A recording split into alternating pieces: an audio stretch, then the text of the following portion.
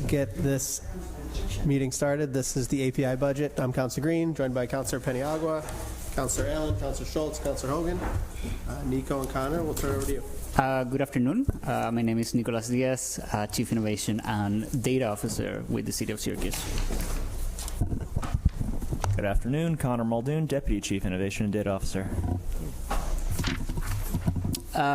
So for our budget presentation, as with all of the years that we presented, we have a bit of an overview of our department and where it is contributing to the city's overall mission and objectives. So for today, what we were hoping to cover was just a review of API's mission and current structure. We wanted to do some project highlights for the past year, go over really quickly about some recognitions and achievements that we received, some partnerships that we brought to the city, and then we had our budget summary and staffing at the end. So councilors, if that's all right, we'll go ahead and get started here. Just a recap of our mission, our vision and mission. This has been presented to you before, but just as a reminder, here at API, we really strive to make the city of Syracuse more effective and equitable for residents by catalyzing city governments to be more responsive, experimental, and informed by data and evidence. We do that by providing design and data expertise and other innovation tools and methods to help departments approach problems in new ways, deliver novel solutions, measure and track progress, and be nimble in advancing pressing issues that affect Syracuse residents. So obviously there's a lot of jargon here, a lot of buzzwords, but the way that we operationalize this vision and mission is through our programming structure, our programming chart. So this synthesizes how we organize at API, basically among 3 verticals that cover different aspects of our mission. So experimental and responsive government. And within this category, this is where our all of the projects that are in innovation portfolio fall here, as well as Innovation Academy, which we have paused since the pandemic, but we hope to bring back this year as staffing allows. For the second category, responsible use of data for public impact, several programs fall here, including our open data portal, which is the public-facing tool where we make data sets available to the public for their use and consumption. Setting up the city's data infrastructure and governance, so what technology and what rules do we adopt as a city to make sure that everyone can use data whenever they need to. Surveillance technology oversight, so that we are providing appropriate oversight of any new proposed technologies with surveillance capabilities, and What Works Cities, which is a nationally recognized certification program that covers data-driven practices in local government. I want to make sure that we are attaining that certification or pushing the city to achieve as much as we can here. Finally, our third vertical, high-performing city government, performance management. This includes senior staff organizational key results, which cover the major initiatives of the administration, mayoral dashboard and KPIs, and performance management for our ARPA investments. This includes our ARPA dashboard, which is, again, another publicly available tool. If there are no questions on any of this, we can move on to some specific examples. Oh, go ahead, Councilor. Yeah, I do have a question. With the What Works Cities, what goes into that certification process? So it's a very involved certification process that has 8 categories of data-driven government, including open data, data management, having people in appropriate leadership roles, having communications around your use of data. So we submit a packet of evidence to the certification committee once a year. So last year we received silver certification. This year we're going for gold. So a lot of that is documenting some of the things that we're already doing, Other times it's working with departments to make sure that we are,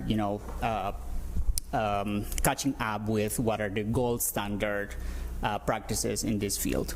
Do we have to pay for that certification? No. No? Okay. Any other questions? All right, so for this next section, we just had an overview of different projects and programs for the past year here at API. Starting with our procurement transformation project, which is a project where we work collaboratively with several other departments. So this is part of a grant that we received from Bloomberg Philanthropies, where we received $1 million and 2 years of expert support.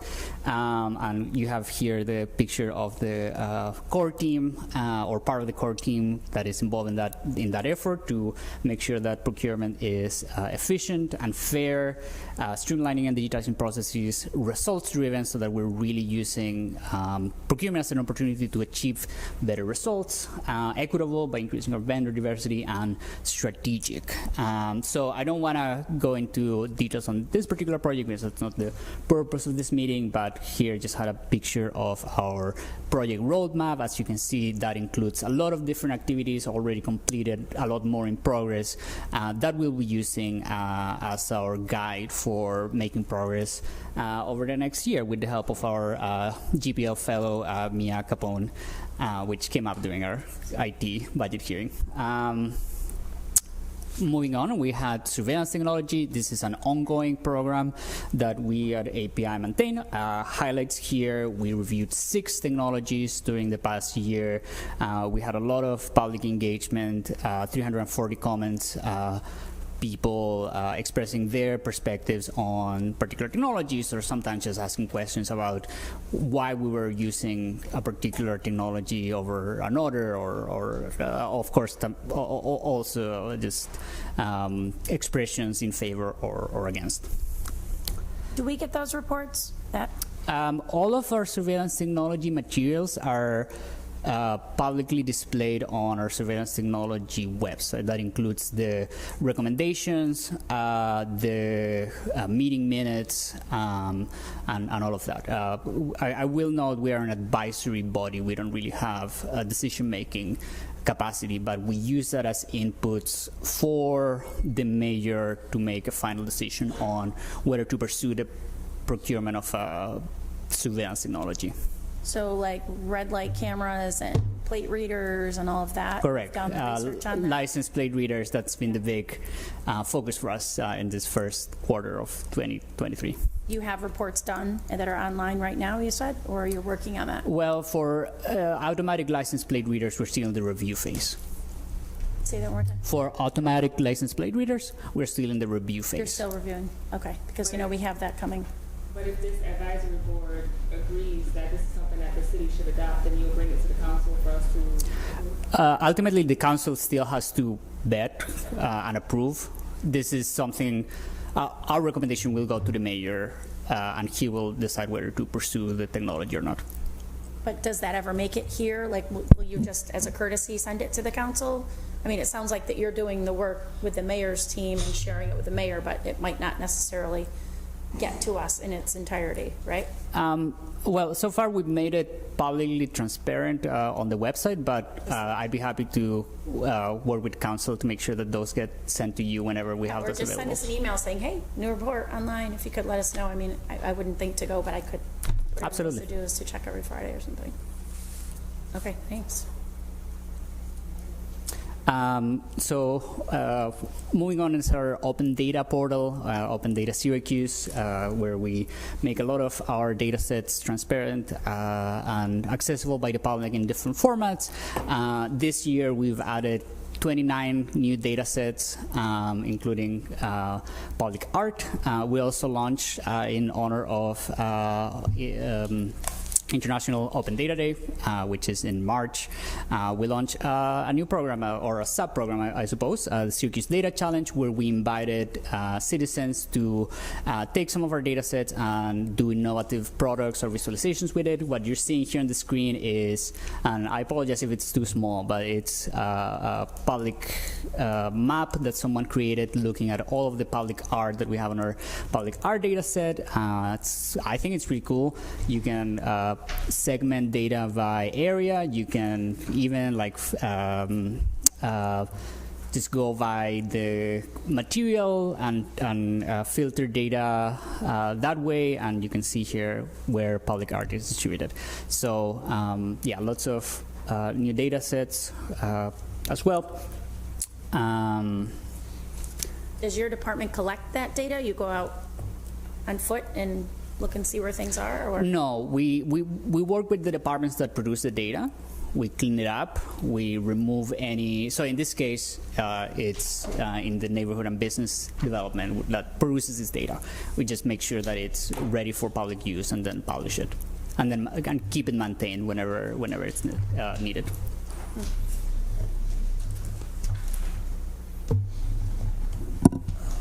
Thank you, Nico. I'm going to talk about a few other projects that we have and then transition over to some of our budget numbers. So we have a long-standing collaboration with the Permits Office dating back to at least 2018, where we work to digitize a number of our permits processes and improve the streamlining of those processes as well. For the past year, we've been working on 3 different work streams with the Central Permits Office. 1, developing, as Nico mentioned earlier, some performance management dashboards. 2, collaborating with an organization called U.S. Digital Response, which is a nonprofit that works with individual tech program developers in companies such as Microsoft and Google and Apple who want to work on pro bono tech projects. And so we worked with them starting about a year ago to develop a tool that we have right here called Where's My Permit that we have soft launched, and we'll be working with the communications department to put out a press release in the very near term. This is a tool that allows permit applicants to go online with their permit number and see the status of their permit and the individual reviews across different departments. And then finally, in working with the permit office, we've been focused on working with the right-of-way permit process through the lens of providing improved navigation from the applicant's perspective. So when an entity wants to put in a permit for a right-of-way, want to apply for a right-of-way permit, what does it look like from their perspective, and how do we start to streamline the reviewers on that permit from the city side to expedite the approval of those permits. Within that performance management dashboard, dating back to 2018 or 19, we have almost 15,000 permits that are tracked within that dashboard that have been approved by the city of Syracuse. And within this Where's My Permit tool that is available at the website now, I believe it's mypermit.syr.gov, we have almost 1,000 permits available from that self-service tool. Going on to my favorite project, our snow map. As you may recall, last year we rebuilt this product in partnership with Esri, the GIS technology company. This year we've been focused on spearheading efforts, focused on driver-focused tools, working on turn-by-turn directions and in-cab service verification so that drivers can know when they go onto side streets, they confirm that they've completed all of their route. And in addition to supporting the Department of Public Works with post-snow event communications and historical analysis. Since we've launched this tool a little over a year ago, we've had almost 50,000 page views. We've tracked about 30 storms, and we've also tracked over 100,000 miles that the snowplows have traveled. What percentage of roads plowed were tracked on this?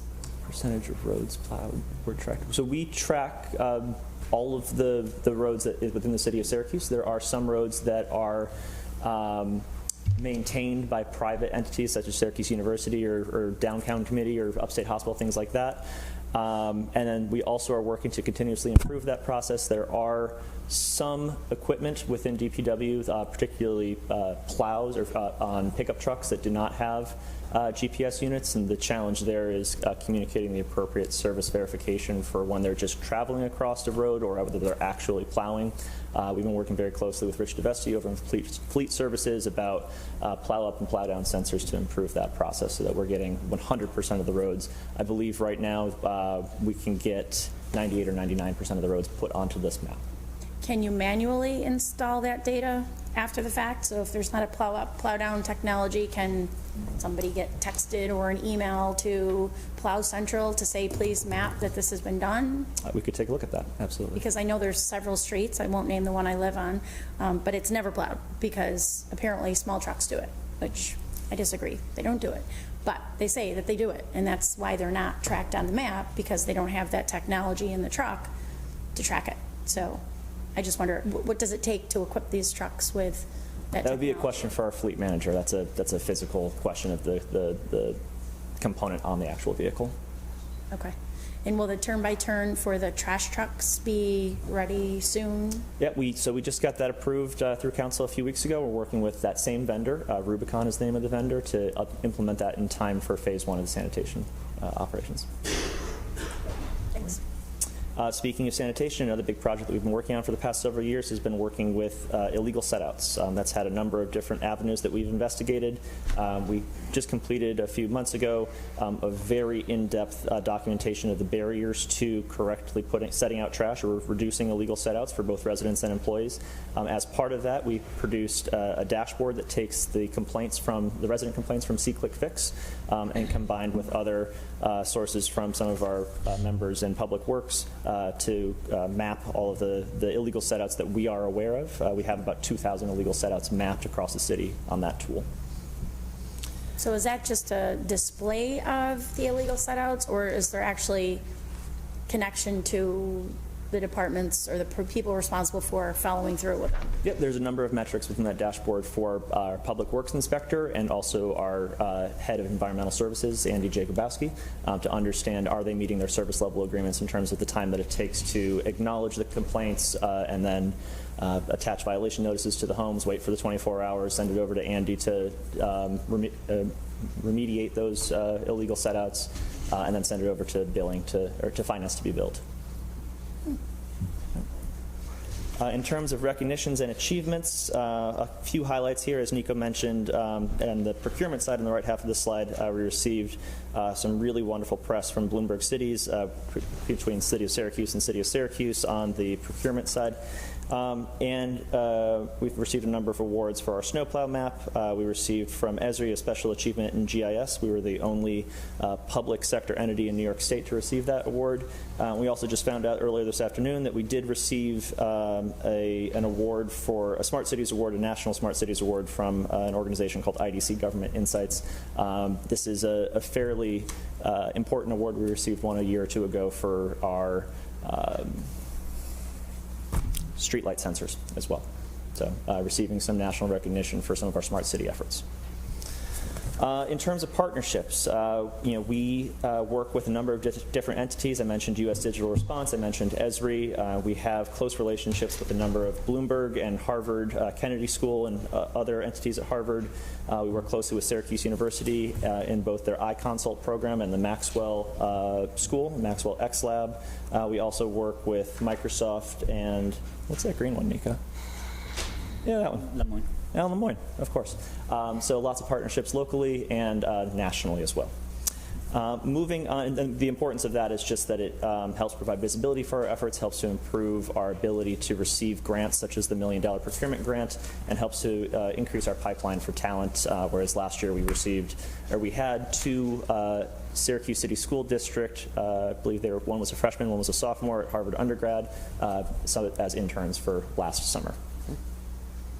Moving on to our budget, we are a fairly small team. We've got actually now 11 seats within our team. The Procurement Transformation Project Manager, number 11, is a new addition to our team. That position and also number 7, the ARPA Data Analyst, are grant-funded positions with certain time limitations. But it's Nico and myself, a handful of innovation program managers, project leaders, and designers, a handful of data analysts, data engineers, and data program managers as well.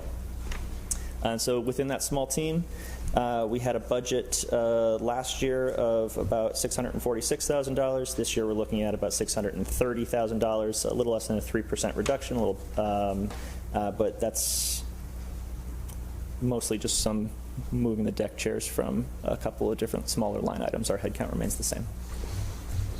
You have 11 positions noted on your staffing slide, but there's only 6 in the budget, so Some of those are captured in the professional services line. But that's zero. Sorry, contract. Contracted services Sir, yeah. related, okay.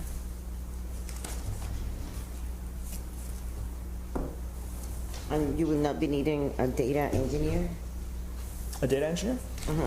We just hired a data. We had to move that to the sewer line.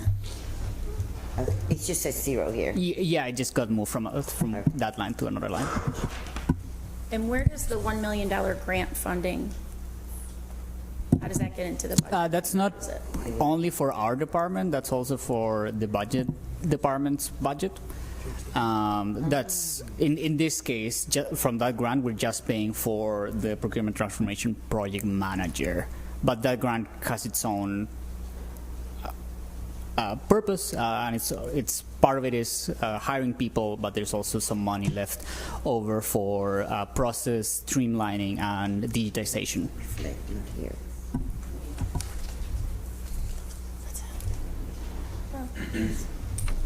Rod probably has more detail, but where the rest of the $1 million that the grant money goes toward, part of it goes. There you go. Any other questions? Yes.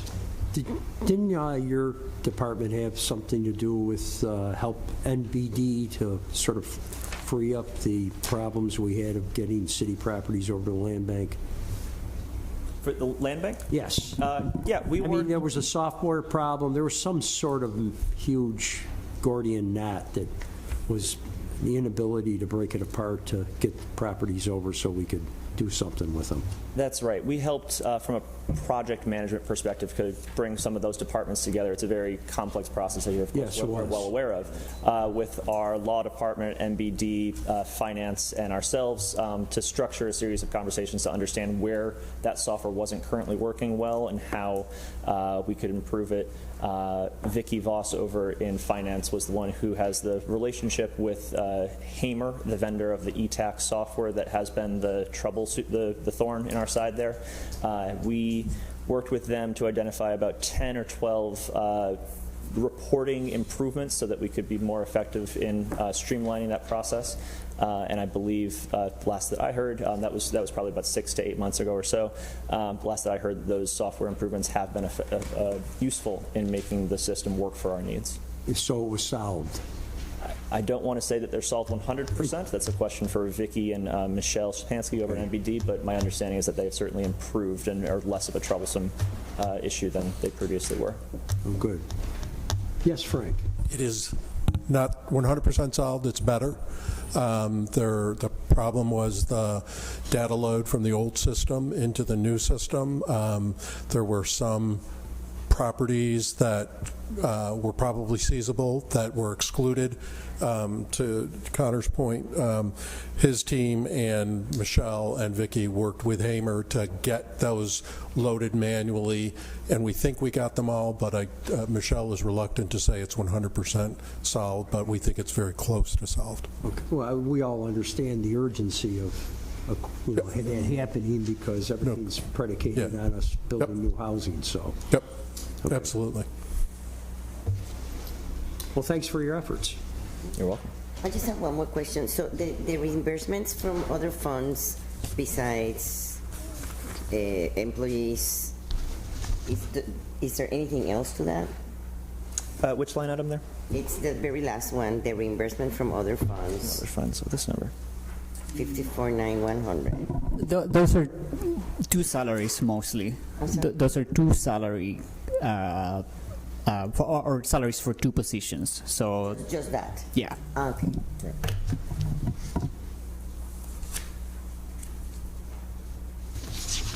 Could I make a suggestion?